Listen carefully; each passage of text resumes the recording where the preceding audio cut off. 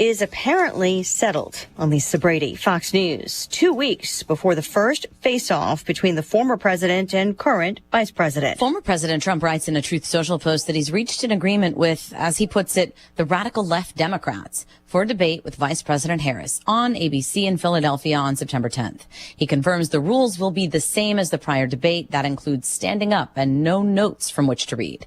The Harris campaign had said they'd like to leave the mics hot, unlike the rule during the debate former President Trump had with President Biden when mics were off while the other person was speaking. And despite the former president saying Monday he'd be open to leaving the mics on, it appears that will not be the case. Fox's Jessica Rosenthal. Trump also says he'll keep September 4th open in case Harris changes her mind about a Fox debate that day. An NBC debate has also been proposed later in the fall. A deadly end to a standoff in Georgia between a Marshals Fugitive Task Force and the man accused of killing a mother of 4 last week. Atlanta Police Chief Darren Shirebaum says the suspect, Derek Rankins, opened fire on officers approaching a location believed to be his hideout, injuring one officer. Fortunately, no other members of law enforcement were injured.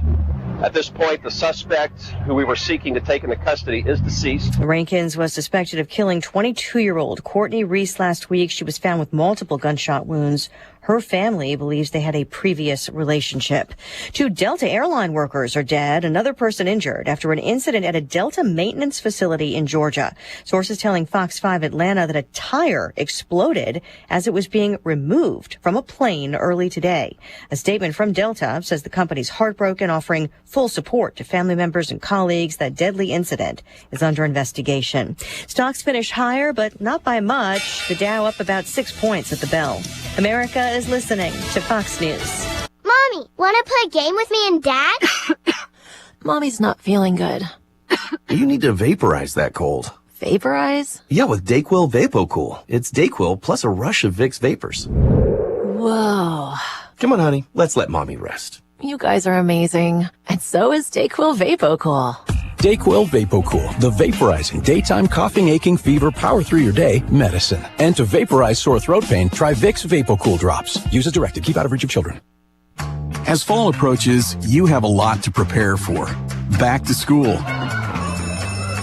sporting events, family gatherings, and staying on top of your health. The virus that causes COVID-19 continues to evolve. So this fall, no matter what you're prepping for, you can prioritize your family's health and make a game plan for COVID-19 vaccination. Ask your doctor or pharmacist to learn more. Sponsored by Pfizer. Iran's supreme leader opens the door to talks with the U.S. over his country's nuclear program. Iran has a new president, Masoud Pezeshkian, and Supreme Leader Ayatollah Ali Khamenei says there's no barrier to his government engaging with the enemy, warning, though, the U.S. is not to be trusted. It's similar to what he said around the time of the 2015 nuclear deal, which had several nations' economic sanctions on Iran lifted in exchange for limiting the nuclear program with monitoring. Former President Trump withdrew the U.S. from that deal, calling it one-sided, and Iran's nuclear program has been advancing since. There have been indirect talks with the Biden administration, and Trump could be returning to the White House. It's unclear how President Harris would deal with the issue, although she said she would take whatever action is necessary to defend against Iran. Fox's Chris Foster. New York City transit officials say it's time to get tough on people who avoid paying fares to ride city buses. New York City's Metropolitan Transportation Authority, the country's largest, estimates 48% of bus riders pass on paying. Some say the economy makes it hard, so they ask. Sometimes they let me do, sometimes they don't. But MTA CEO Yano Lieber blames carryover from not making riders pay during COVID. It's hard to put that genie back in the bottle, but we have to do it because otherwise we're not going to be able to keep up the level of service. The MTA says it will deploy more people to catch and ticket fare beaters. The MTA says it has lost hundreds of millions of dollars from unpaid fares as well as subway turnstile jumpers. In New York City, Gernal Scott, Fox News. The National Labor Relations Board says Chipotle may have violated federal law in its treatment of employees at its only unionized store. This in Detroit, where the regional director found merit to allegations filed by the Teamsters Union. Chipotle says it respects workers' rights to organize. Recapping stocks, a new record for the Dow, up about 10 points. The S&P and the NASDAQ also higher. I'm Lisa Brady, Fox News.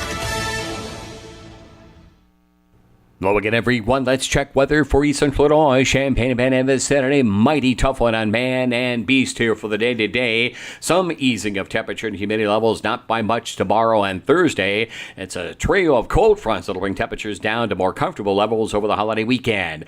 Up to about 97 to locally 100 degrees for the day today with sunshine, oppressive humidity, heat index values 105 to 115. For tonight, warm and muggy and isolated thunderstorm chance this evening and more so after midnight, low down to 75.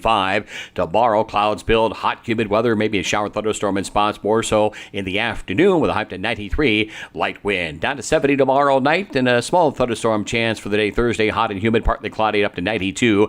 90 with a thunderstorm chance increasing for the day on Friday. 85 Saturday, shower chance Sunday, highs low 80s. Then by Monday and Tuesday next week, daytime temperatures far more comfortable over the back end of the holiday weekend. Highs on Labor Day Monday in the 70s. For CVJ Broadcasting, I'm meteorologist Greg Solgay.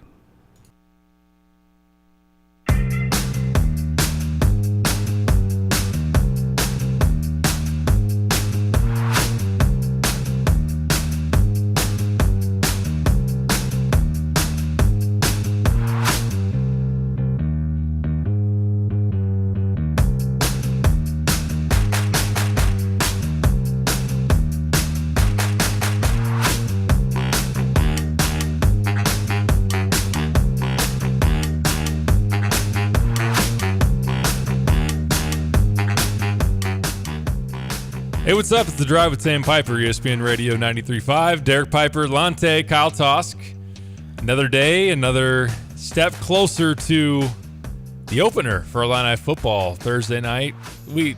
If we ever needed just the fast forward button, because, man, we were talking pre-show.